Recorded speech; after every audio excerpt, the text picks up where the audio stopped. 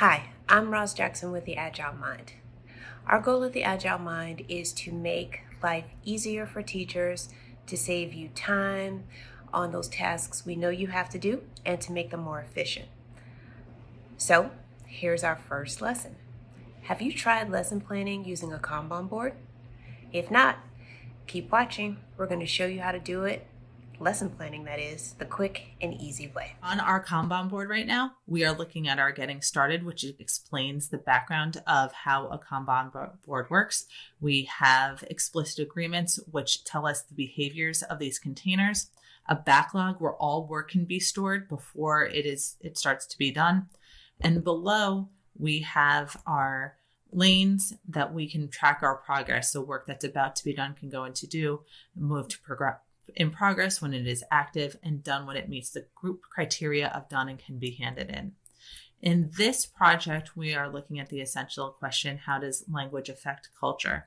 And so this is a question that can be answered by any age group or any developmental level. And all that would change is the kind of resources that are pulled to them. So how we arranged it in our backlog currently is we have challenges, which are like the application of learning. We have research cards, which is a template I will show you in just a moment. And then we have cards that are sorted by different levels of learning. So we have a high school, middle school, and elementary school level, as we can see in the colors of the cards. But students, as they're going through the learning process, if they want to pull from a higher or lower card, they absolutely can, and I'll show you how that works.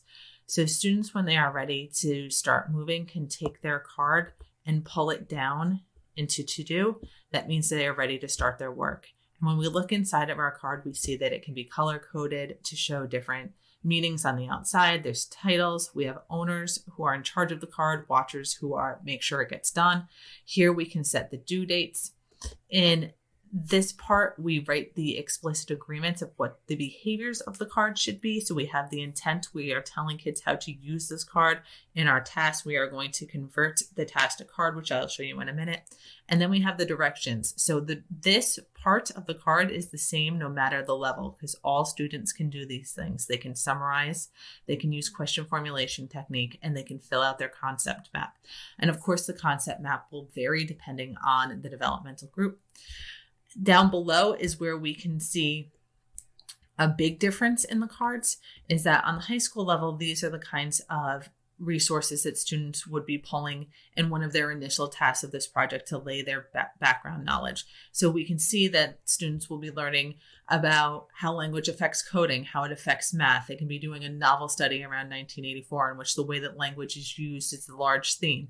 They can access videos. So as they go through here, as they complete them, they can check them off. But what they will also do, according to the directions, is they will be making their new cards so they can convert the task to a card. You can see that you can pick the column. And then when we come out of here, this is our new card. And as we do this, and we start to watch the video and we write down our main ideas, we can put it in progress. And as soon as it meets the group's criteria of done, we can move it into done and the work can be submitted. When we go back up top, it is not just about learning, but it is also about application. So in this application, we're talking about language, and we want to have students realize in a hands-on manner how complex language really is.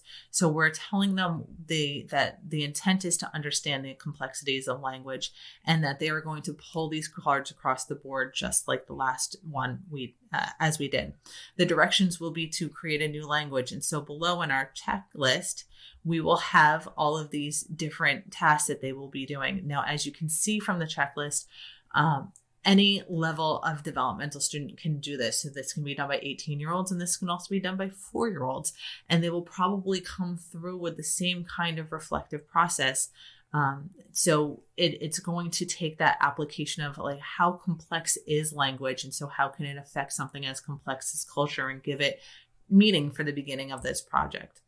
Now, throughout this learning experience, students will be tasked with doing their own research, and what we have created are template cards. So anytime a student goes to create a card, up here you can see it in the add card right here. They can add a research card and a template, and the card will show up looking just like this. And so inside the card, the students must fill out this criteria to show that they have to have a topic, they must paraphrase an exact quote, a URL, a publication date, so that we can always verify sources.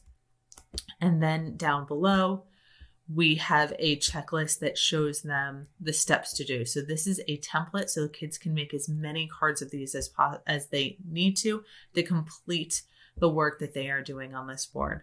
So when students are done, as we can see in our explicit agreements here, we show 2 ways of mastery. We have a writing component and a project component. Of course, these will be differentiated. And that's why we have several rubrics, because we want to assess students where they are. So this concludes how we would use our poll-based system. As you can see, the cards are easily manipulated, and this helps students visually see their workflow, visually see their time management. And so it teaches a deeper level of skill and autonomy than other types of learning would do. Seems simpler than you thought, right? So if you're interested in more tricks and tips about how to make your teaching life more efficient and easier, keep watching, and don't forget to subscribe to our channel, The Agile Mind.